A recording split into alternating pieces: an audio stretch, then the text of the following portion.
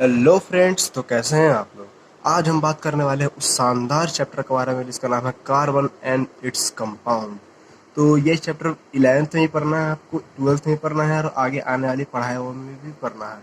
तो इस चैप्टर को पढ़ने में अपना पूरा ध्यान, अपना पूरा कंसंट्रेशन देना पड़ेगा आपको, तभी अब इस चैप्टर को अच्छे तरीके से समझ पाएंगे। और ये बहुत ही इंटरेस्टिंग चैप्टर है। तो चलिए शुरू करते हैं। तो मैं कुछ एलिमेंट्स का नाम बताऊंगा, फिर उसको आपको बताना है कि वो अपना इलेक्ट्रॉन शेयर करते हैं या गेन करते हैं, वो मतलब गेन करते हैं या लूज करते हैं। ऑक्सीजन, इसमें कितने इलेक्ट्रॉन होते हैं? 6। कर लीजिए इलेक्ट्रॉनिक कन्फिग्रेशन। 2, 6, 8 नंबर पर आता है 6। तो इसको कितने इलेक्ट्रॉन देगा या लेगा? लेगा, क्योंकि 6 है। तो इलेक्ट्रॉन लेने पे इस पे कौन सा साइन आ जाएगा?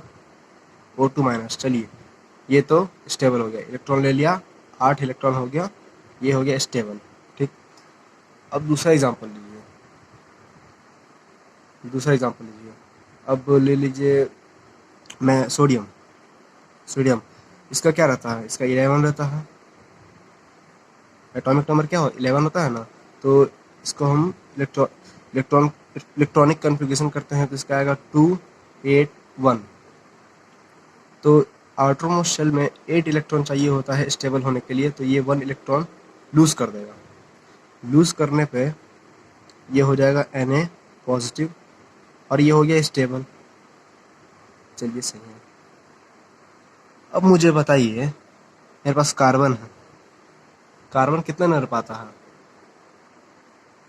बताइए। कार्बन 6 नंबर पाता है, लेकिन जब इसका इलेक्ट्रॉनिक कन्फिग्रेशन करते हैं तो ये आता है 2, 4। सॉरी, एल्सियम लिखा है कार्बन। इसका होता है 2, 4, 4। तो इसका आउटरमोस्ट शेल में कितने इलेक्ट्रॉन हैं? 4। तो ये लूज करेगा या गेन करेगा? आप ये जानते होंगे कि अगर 1 रहता है तो लूज करते हैं, 2 रहता है, 3 रहता है तो लूज करते हैं, और 4 रहता है तो पता नहीं, लेकिन 5 रहता है तो गेन करते हैं, 6 रहता है तो गेन करते हैं, 7 रहता है तो गेन करते हैं, 8 रहता है तो कुछ नहीं, 0। तो 4 रहेगा तब क्या करेंगे इस सिचुएशन में? चलिए देख लेते हैं। अगर मेरे पास 4 इलेक्ट्रॉन है, 4, और चारों के चारों मैंने लूज कर दिया है, चारों के चारों लूज कर दिया, क्योंकि आउटरमोस्ट शेल में इसके 4 इलेक्ट्रॉन है। इसमें आउटरमोस्ट शेल में 1 था तो लूज कर दिया, इसमें आउटरमोस्ट शेल में 6 था तो 2 गेन कर लिया, तो इसका आउटरमोस्ट शेल में 4 है तो गेन करने से पहले चलिए हम एक बार लूज करा के दिखाते हैं। लूज कर दिया तो क्या होगा? पहले तो ये लूज करेगा ही नहीं, क्योंकि इसका न्यूक्लियस में इतना पावर ही नहीं है। इसको लूज करने के लिए बहुत हाई एनर्जी चाहिए होगा, हाई एनर्जी चाहिए होगा जो इसके पास है नहीं, इसलिए ये लूज तो करेगा ही नहीं। इतना आप समझ गए। चलिए अब हम एक बार गेन करके दिखाते हैं। अगर ये गेन करेगा, इसके पास कितना इलेक्ट्रॉन हो जाएगा ऑटोमोशन में? 10 इलेक्ट्रॉन हो जाएगा। 10 हो जाएगा। तो ये भी नहीं हो सकता, क्योंकि उसके जो न्यूक्लियस है, उसके न्यूक्लियस में कितने प्रोटॉन हैं? 6 प्रोटॉन है। तो इसके लिए मुश्किल हो जाएगा 10 इलेक्ट्रॉन को कंट्रोल करना। एक इलेक्ट्रॉन यहाँ भागेगा, इलेक्ट्रॉन वहाँ भागेगा, इसलिए इसके लिए मुश्किल हो जाएगा 6 प्रोटॉन के लिए कि इलेक्ट्रॉन को होल्ड करके रखें। तो इसलिए ये ना 4 ले सकता है ना 4 दे सकता है। इस कार्बन के लिए मुश्किल हो जाता है। तो चलिए देखते हैं आगे कार्बन क्या कर सकता है इसको ठीक करने के लिए। तो देखते हैं कि कार्बन ये प्रॉब्लम कैसे सॉल्व करता है। तो मैं यहाँ लिख देता हूँ इसका बारे में। Carbon overcomes this problem by sharing valence electron with other atoms of carbon or with atoms of other carbon, other element, carbon नहीं, other element। तो carbon overcome this problem by sharing valence electron, मतलब share कर लेता है valence electron. Valence electron share कर लेता है, इसके बारे में हम आगे जानकारी लेंगे कैसे शेयर करता है। तो पहले आप इतना जान लीजिए कि कार्बन ये प्रॉब्लम कैसे सॉल्व करता है, sharing valence electron with other atoms of carbon. Carbon के सेम अदर एटम से वो शेयर कर लेता है, या फिर with atoms of other element, और दूसरे एलिमेंट के एटम से भी वो शेयर करके स्टेबल हो जाता है। तो आप इतने बात समझ गए होंगे। अब हम बात करने वाले हैं कोवेलेंट बॉन्ड के बारे में। कोवेलेंट बॉन्ड कभी आपने सुना होगा, ionic bond, covalent bond, definition याद होगा, बहुत लोग को नहीं भी याद होगा। क्या होता है कोवेलेंट बॉन्ड? पता होगा तो अच्छी बात है, नहीं पता तो मैं यह बता देता हूँ। बॉन्ड्स हिंदी में पहले बता देते हैं कि जो भी बॉन्ड बनते हैं, sharing of electron between two atoms, उस बॉन्ड को हम लोग बोलते हैं कोवेलेंट बॉन्ड। तो अपने नोट्स में लिख लीजिएगा, bonds which are formed by sharing of an electron pair between two atoms are known as covalent bond. Bonds which are formed by the sharing of an electron pair between two atoms are known as covalent bond. दो atom के electron pair में जब sharing of electron, मतलब share करके जब वो stable होते हैं, तो उस बॉन्ड को, two atoms are known as covalent bond, उस बॉन्ड के एटम को हम लोग क्या बोलते हैं? Covalent bond. तो कोवेलेंट बॉन्ड कितने तरह के होते हैं, इसके बारे में हम आगे बात करेंगे अभी थोड़ी देर में। अभी इसको मैं रब करने जा रहा हूँ, अगर आपको लिखना है तो लिख लें। चलिए, टाइप्स ऑफ बॉन्ड्स, कितने तरह के बॉन्ड्स होते हैं? तो बेसिकली तीन तरह के बॉन्ड्स होते हैं, single covalent bond, double covalent bond, triple covalent bond. तो सिंगल कोवेलेंट बॉन्ड में एक इलेक्ट्रॉन शेयर होता है दो एटम्स के बीच में, और डबल कोवेलेंट बॉन्ड में दो एटम शेयर होते हैं दो एटम्स के बीच में, और ट्रिपल कोवेलेंट बॉन्ड में तीन एटम शेयर होते हैं दो एटम्स के बीच में। मैं आपको सबका एग्जांपल देकर समझाता हूँ। पहले तो ये जानिए कि डबल किस में होता है, ट्रिपल किस में होता है, ये तो सब एग्जांपल नहीं दे सकते हैं, लेकिन जिसके आउटर मोस्ट सेल में एक इलेक्ट्रॉन का नीड होता है वो एक शेयर करता है, जिसके आउटर मोस्ट सेल में दो इलेक्ट्रॉन का नीड होता है, या तो उसको शेयर करना है या तो उसको शेयर ही तो करना है, शेयर ही करना है इसमें, क्योंकि कोवेलेंट बॉन्ड है, शेयरिंग कोवेलेंट बॉन्ड मतलब कोवेलेंट बॉन्ड मतलब शेयरिंग ऑफ इलेक्ट्रॉन। तो यहाँ पर पहले हम हाइड्रोजन का एग्जांपल लेते हैं।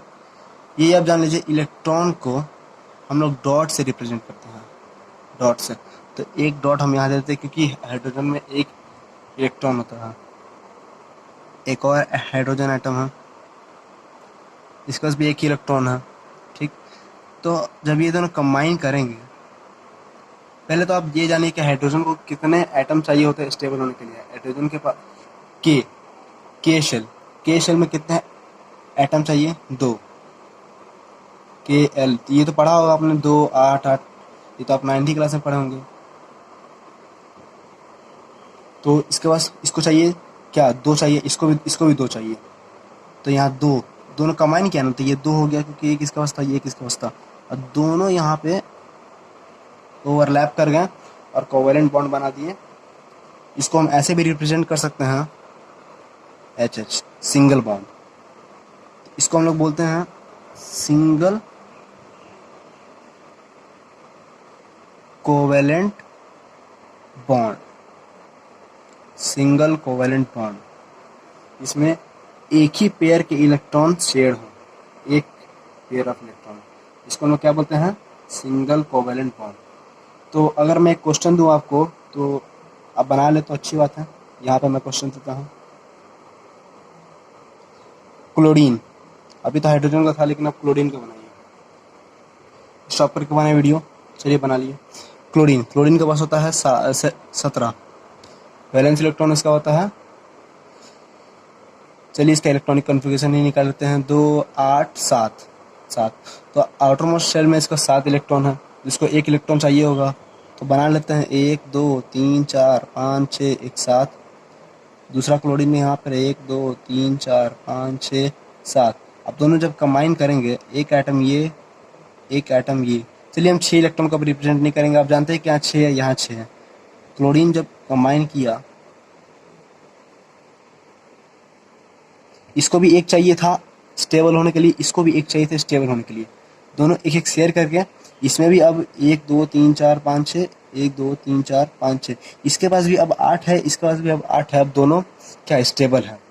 क्या हो गया ये स्टेबल, क्या हो गया स्टेबल। तो उम्मीद है कि आप सिंगल कोवेलेंट बॉन्ड समझ गए होंगे। अब इसे रब करके आपको बताएंगे डबल कोवेलेंट बॉन्ड।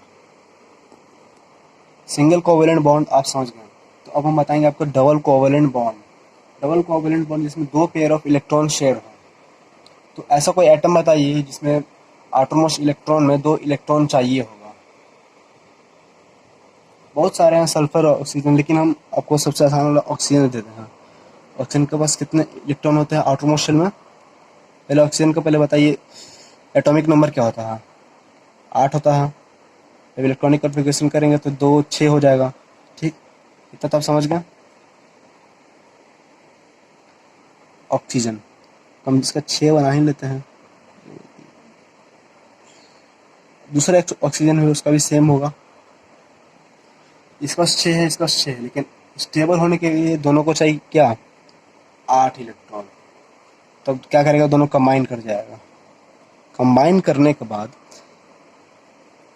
ये ऑक्सीजन है, ऑक्सीजन का एक एटम, 1 2 3 4 5 5 6। अब दूसरा ऑक्सीजन का एटम है, 1 2 3 4, इसका 5 6। तो अब इसके पास भी अब 8 हो गया, गिन के देख लीजिए, अब इसके पास भी 8 हो गया, दोनों ने शेयर कर लिया इलेक्ट्रॉन। अब ये क्या हो गया? स्टेबल, स्टेबल होगा। शेयर कर लिए डबल पेयर ऑफ इलेक्ट्रॉन, अब इसको ऐसे भी रिप्रेजेंट कर सकते हैं। अब ये क्या हो गया? डबल कोवेलेंट बॉन्ड, इसी को बोलते हैं। इसका आप दूसरा एग्जांपल ले सकते हैं सल्फर। सल्फर का भी एक बार ट्राई करके देख सकते हैं आप, नहीं बने तो कमेंट सेक्शन में बताइए। ये ऑक्सीजन का था, तो आप समझ गए। चलिए अब हम ट्रिपल कोवेलेंट बॉन्ड का एग्जांपल लेके आपको समझाते हैं। ट्रिपल कोवेलेंट बॉन्ड जिसमें 3 पेयर्स ऑफ इलेक्ट्रॉन शेयर हो, तो इसका हम एग्जांपल ले लेते हैं आपके NCERT बुक से, जो कि है नाइट्रोजन। नाइट्रोजन, इसका इलेक्ट्रॉनिक कन्फिग्रेशन क्या होता है बताइए, क्या होता है? 7। नहीं, इलेक्ट्रॉनिक कन्फिग्रेशन इसका एटॉमिक नंबर होता है 7। इलेक्ट्रॉनिक कन्फिग्रेशन इसका अब हम करेंगे 2 और 5। 2 और 5। तो इसको स्टेबल होने के लिए क्या, आउटर मोस्ट इलेक्ट्रॉन में कितने हैं इलेक्ट्रॉन? 5 है। इसको 3 और चाहिए ताकि ये 8 हो जाए और ये स्टेबल कर जाए। तो चलिए इसका इलेक्ट्रॉन ड्रॉ कर लेते हैं 3। 5 इलेक्ट्रॉन दे दिए हम इसमें, क्योंकि आउटर मोस्ट शेल में 5 इलेक्ट्रॉन है। अब दूसरा एटम लेंगे हम नाइट्रोजन का, सेम उसका भी वही रहेगा। जितने एटम रिक्वायर्ड होंगे उसको इस साइड ड्रॉ करेंगे, समझे? 5 है, 3 चाहिए तो 3 यहाँ पर, 5 है, 3 चाहिए तो 3 यहाँ पर, 2 चाहिए होगा तो 2 यहाँ पर होगा, 1 चाहिए होगा तो 1 यहाँ होगा, इसलिए यहाँ पर 3 चाहिए तो 3 यहाँ पर हो जाएगा, ताकि आप शेयर करने में इजीली हो जाए। ऐड क्यों कर रहे हैं? अब ये दोनों कंबाइन करेंगे, कंबाइन करके कोवेलेंट बॉन्ड बनाएंगे, शेयरिंग ऑफ इलेक्ट्रॉन होगा। तो अब इसका शेयरिंग कैसे होता है? N, एक एटम है, 1 2 3, ये इसका है N का। अब ये दूसरा वाला इसमें ही बॉन्ड बनाया है, N 1 2 इसका है, 1 2 3। अब इसके पास भी 8 इलेक्ट्रॉन है, इसके पास भी 8 इलेक्ट्रॉन है। अब ये दोनों क्या हो गए? स्टेबल। ये दोनों हो गए स्टेबल है, स्टेबल हो गए। अब इसे आप ऐसे भी रिप्रेजेंट कर सकते हैं, ठीक। तो उम्मीद है कि आप ये तीनों बॉन्ड समझ गए होंगे, आपको मज़ा आया होगा पढ़ने में। आगे आने वाली वीडियो में हम आपसे बात करेंगे कि हम लोग कार्बन के लिए ही स्पेसिफिक चैप्टर क्यों बनाए, ऑक्सीजन पे क्यों नहीं बनाया, सल्फर क्यों नहीं बनाया, सोडियम पे क्यों नहीं बनाया, ऑक्सीजन कार्बन ही पे क्यों बनाया। ऐसे बहुत सारे और भी एलिमेंट्स हैं जिसके आउटर मोस्ट शेल में 4 इलेक्ट्रॉन है, जैसे कि 14 नंबर पे कौन सा आता है, सिलिकन, सिलिकन आता, सिलिकन पे क्यों नहीं बना, कार्बन ही पे क्यों बना। तो आगे आने वाली वीडियो में हम इसी के बारे में बात करेंगे और सैचुरेटेड एंड अनसैचुरेटेड कार्बन के बारे में बात करेंगे, कंपाउंड्स के बारे में बात करेंगे, और आगे आने वाले सभी टॉपिक बहुत ही इंटरेस्टिंग है। अलविदा, फिर मिलेंगे, धन्यवाद।